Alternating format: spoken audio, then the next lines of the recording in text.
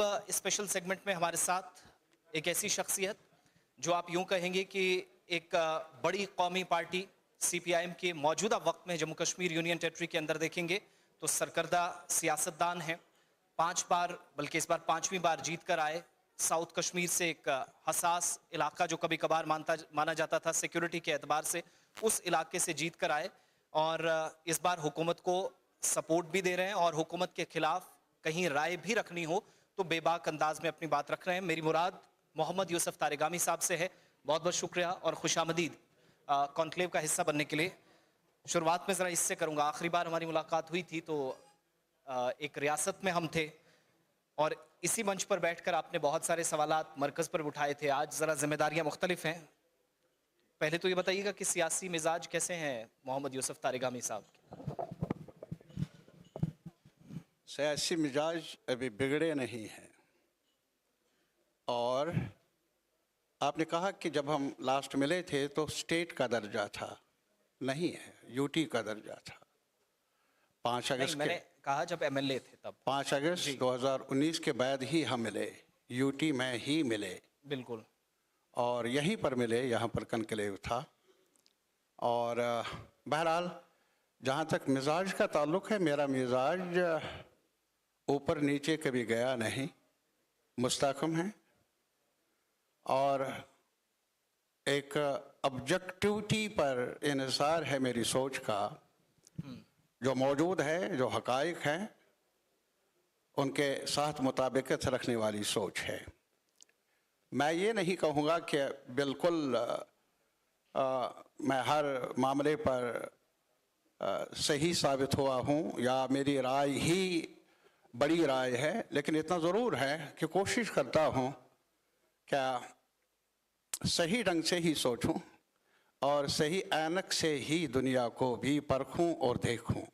ये मेरी कोशिश रही है और कोशिश रहेगी। अच्छा मोहम्मद यूसुफ तारिगामी साहब, एक्टिव पॉलिटिक्स का हिस्सा तो बहुत पहले से आप थे, लेकिन चूंकि 22-24 बरस ऐसे गुजरे जो एक रियासत में बतौर रुकने असेंबली आपने न सिर्फ मरकज़ में आवाज़ बुलंद की बल्कि एक रियासत के अंदर भी 22 से 24 बरसों तक रुकने असेंबली की हैसियत से काम करते रहे। और 8 अक्टूबर के बाद के जो नतीजे हैं उसमें आप एक यूटी के अंदर एमएलए हैं। एक वाज़ेह फ़र्क क्या है सियासी तौर पर, आप पूरे खित्ते को जब आप सियासी एंगल से देख रहे हैं? देखिए, जहाँ तक सबसे पहले मैं ये कहूँगा कि अभी यहाँ एक और रहनुमा बैठे थे और गुलिस्तान की तरफ से गवर्नर साहब मौजूद थे। बार बार ये सवाल आया दिल्ली का, दिल्ली के साथ रवाबित का, टकराव का, मुफाहिमत का, ये बार बार लफ्ज़ दोहराया गया। यूटी हो या स्टेट हो, इनका एक दर्जा है। बेशक यूटी का दर्जा बहुत ही हमारी नज़र में ठीक नहीं है हमारे आवाम के लिए, ये ह्यूमिलिएशन के बराबर है। लेकिन जब स्टेट का दर्जा भी मिला था हमें, तब भी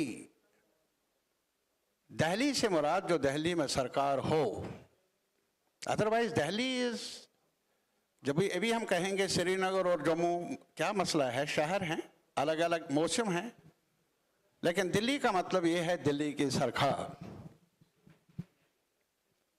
ये सवाल कि मैं दिल्ली के नज़दीक हूं या दूर हूं, सवाल है किस दिल्ली की बात कर रहे हैं आप? उस दिल्ली की जिसने 5 अगस्त 2019 को जम्मू कश्मीर का हुलिया बिगाड़ दिया? उस दिल्ली की आप बात करते हैं जिन्होंने एक हिस्टोरिक डोगरा स्टेट को 2 यूटीज में बदल दिया और वो भी किसी बहस के बगैर, किसी डिबेट के बगैर, और न मीडिया में बहस हुई, न सिविल सोसाइटी में बहस हुई, न ताजुर बरादरी में बहस हुई, न हमारे कलमकारों के बीच में बहस हुई। वर्चुअली कर्फ्यू नाफिज करके रेस्ट्रिक्शंस कायम करके जम्मू में भी, और फिर फैसला लिया जाए जम्मू कश्मीर की जनता के बारे में, जम्मू के बारे में, कश्मीर के बारे में, ऐसा मजाक मैंने आज तक जो पार्लिमानी तारीख है हमारे मुल्क की उसमें कभी देखा नहीं।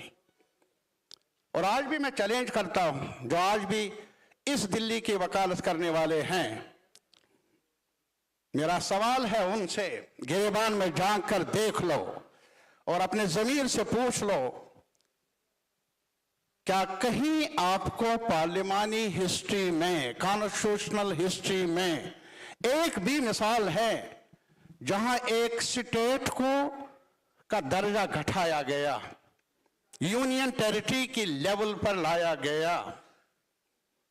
यह अलग सवाल है कि हमारे मुल्क का जो कॉन्स्टिट्यूशनल ऑर्डर बना, कुछ यूटीज रही हैं उसके बाद, लेकिन उनकी मांग रही है कई यूटीज की कि हमें रियासत का दर्जा मिले, उनको कुछ को मिला भी, लेकिन ये पहली बार ये सलूक जो हुआ मिला, ये हमारे साथ मिला। किन गुनाहों की सजा? मैं एक और बात कहना चाहूंगा जो आज भी वर्गलाया जा रहा है, कभी हमारी सियासत में ये भटकाव रहा है और ये फूट का सिलसिला जारी रहा है। कभी जम्मू को कश्मीर के मुकाबले में, कभी कश्मीर को लद्दाख के मुकाबले में खड़ा किया गया।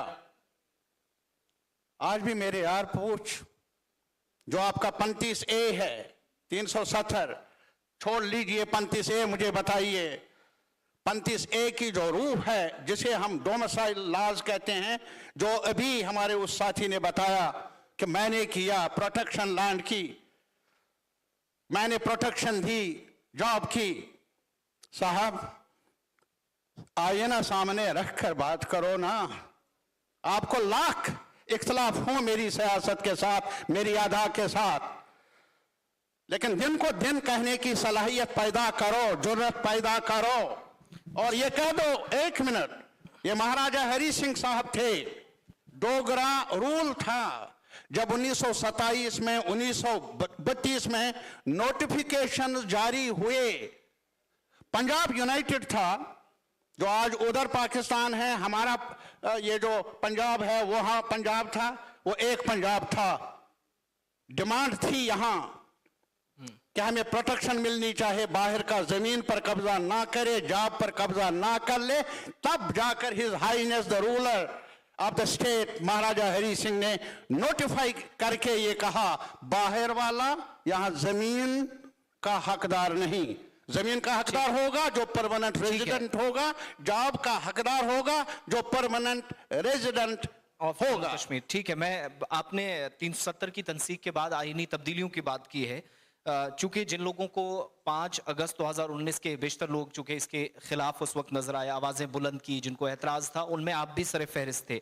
लेकिन फिर यह भी कहा गया कि एक तरफ तर्क ये दिया गया कि आइन के दायरे में रहकर ये मरकज ने किया, दूसरी तरफ खुले तौर पर आपने कहा कि आर्टिकल 370 और उसके बाद कई तब्दीलियां, क्योंकि मामला सुप्रीम कोर्ट में भी पहुंच गया था, तो आइन की खुलेआम धज्जियां उड़ाई गई। फिर उसी आइन के दायरे में रहकर आप इलेक्शन में भी आते हैं, मैदान में फिर सवालात पूछे जाते हैं कि ये वही लीडरान थे जो खुलकर बात करते थे, लेकिन अब चुनाव में या तो आना ही नहीं चाहिए था, और जब उसी आइन के मुताबिक चुनाव लड़ा गया तो फिर खामोशी भी थोड़ी सी 8 अक्टूबर 2024 के बाद। ऐसा क्यों, और ये एतराजात किस हद तक सही?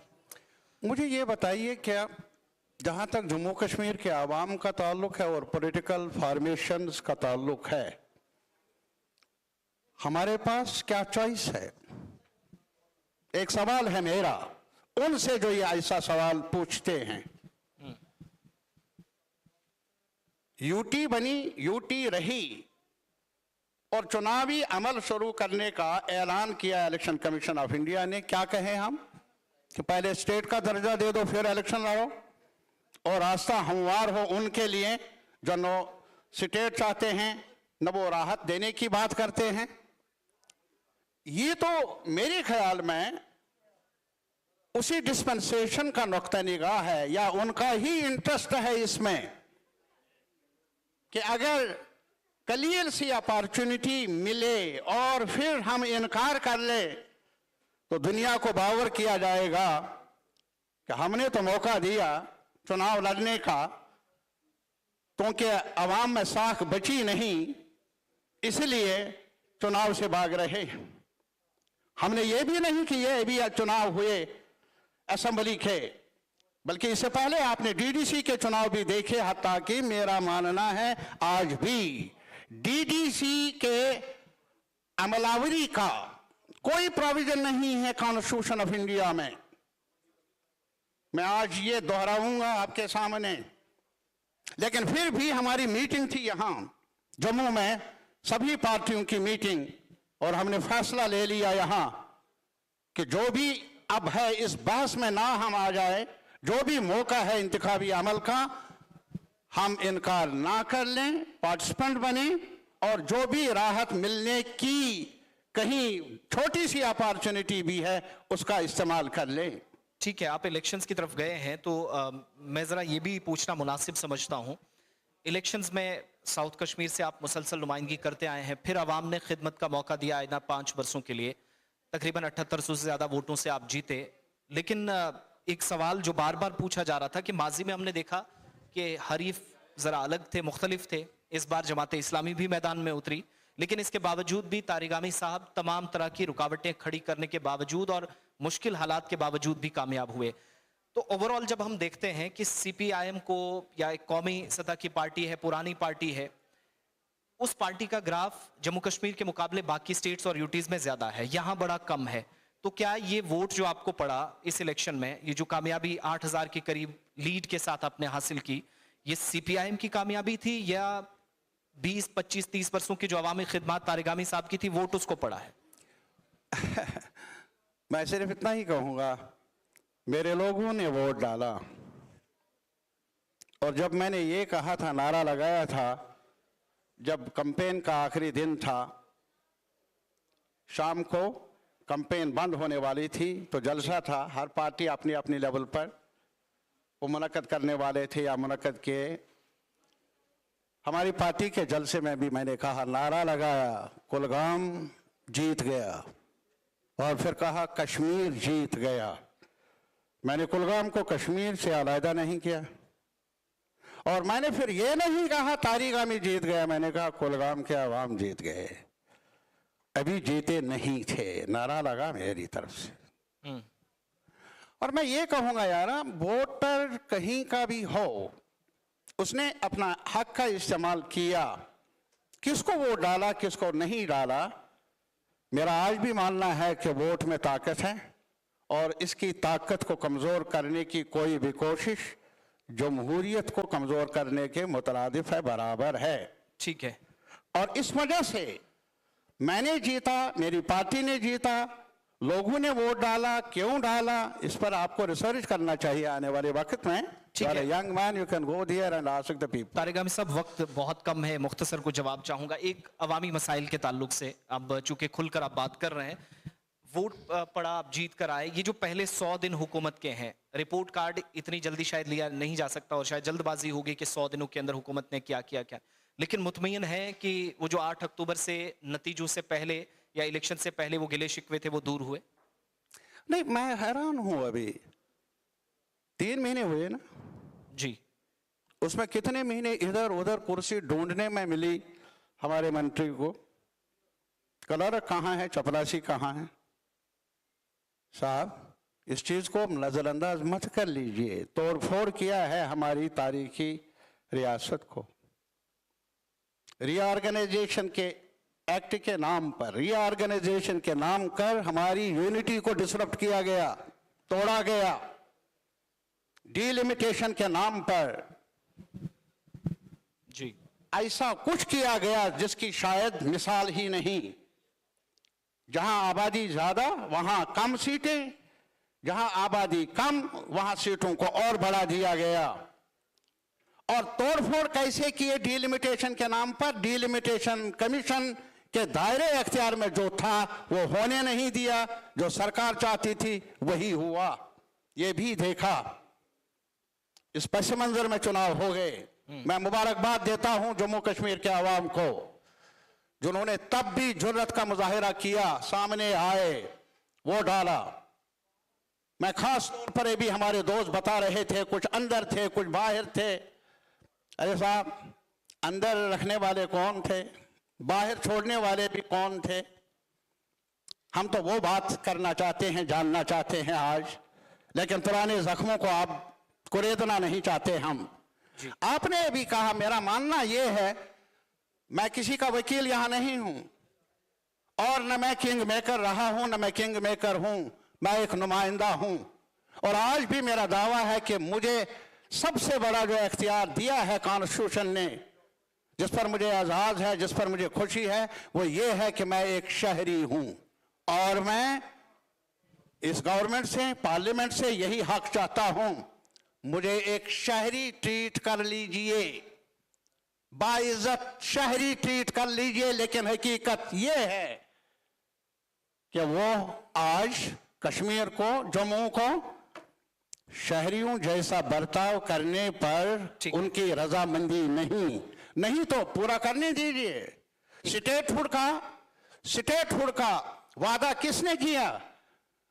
ऑनरेबल प्राइम मिनिस्टर साहब ने मीटिंग बुलाई, कुल पार्टी मीटिंग। क्या कहा वहां ऑनरेबल होम मिनिस्टर ने?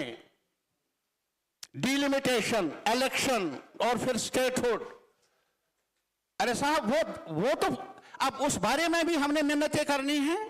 अरे जो लिया, अगर पूरा नहीं देते हो आज, कुछ तो वो दे दो जिस पर आपने आमादगी का इजहार किया है। ठीक है, एक मुख्तसर जवाब, फाइनल क्वेश्चन, वक्त बहुत कम है। कुछ 370 की बात करते हैं, कुछ स्टेटहुड की, और अपने अपने कुछ कहते हैं कि प्रायोरिटीज हमारी क्या है क्या नहीं, पब्लिक ग्रीवेंसेस पे ज्यादा बात होनी चाहिए, 10 साल का ऐसा सूखा था, मुश्किलात काफी ज्यादा, इस तरह का हवाला दिया जाता है। आप चूंकि जम्मू कश्मीर की सियासी और सलामती या इक्तिसादी मामलात पर बड़ी गहरी नजर रखते हैं और बेबाक राय भी, तरजीहात क्या होनी चाहिए हुकूमत के लिए, अवामी मसाइल या फिर वो मामलात जो 5 अगस्त से पहले? नहीं, मैं एक चीज बताऊंगा, अलग अलग करके मत देख लीजिए। मेरी पगड़ी भी बच जाए और मेरी भूख का भी इलाज हो, मेरे नौजवान के रोजगार का भी मसला शामिल है। आप ये कहेंगे आपकी पगड़ी को हम उछाले और आप पगड़ी की बात भी ना कर लें? करेंगे, जरूर कर लेंगे। ये हमारी आन का सवाल है, ये हमारी इज्जत का सवाल है पूरी सोसाइटी का। हम भिखारियों में नहीं है। Don't treat us, I must tell it here.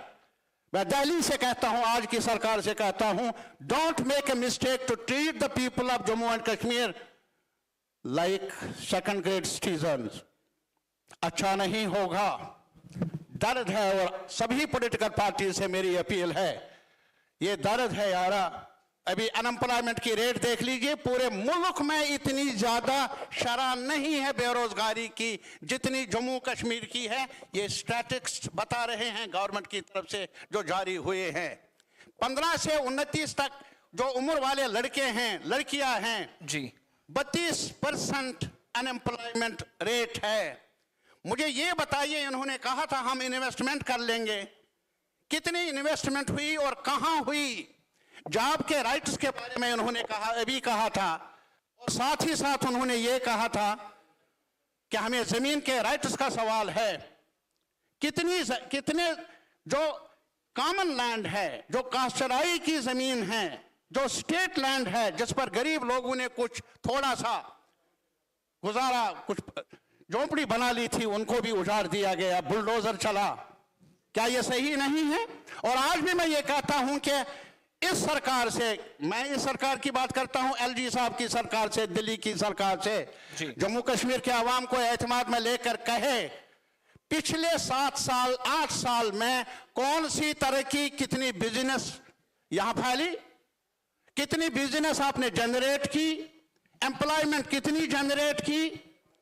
हमें यह बताइए कि आपने यहां अवाम की, जनता की जिंदगी को बेहतर बनाने के लिए क्या किया? एक रेल है, हम खुशामदीद करते थे, करने के लिए तैयार थे, और हम समझते थे कि शायद कश्मीर से कन्याकुमारी तक मिलाप होगा आने जाने का। उसमें भी अब उधर रुको, इधर गाड़ी बदल लो, अरे पता नहीं क्यों, ये क्या तरीका। बहरहाल मैं इतना गुजारिश कर लूंगा आपसे जी, क्या अपनी जगह मुखालिफत सरकार करे ना करे, जहां ना कर ले वहां उंगली उठाना हम सब की जिम्मेदारी है, तनकीद करना, तनकीद कर लेंगे। अगर कहीं पर उनकी कमी रही हो या कमी हो, वो एक शहरी का हक है, लेकिन मेरी अपील है पूरे आवाम से, हम बटे ना धर्म के नाम पर, रीजन के नाम पर। मेरी गुजारिश है हर पॉलिटिकल पार्टी से, इख्तलाफात अपनी जगह, कुछ मामलात ऐसे हैं जहां एक साथ मिलकर आवाज उठाना है, अपील है मेरी। बहुत बहुत शुक्रिया मोहम्मद यूसुफ तारिगामी साहब, बहुत बहुत शुक्रिया।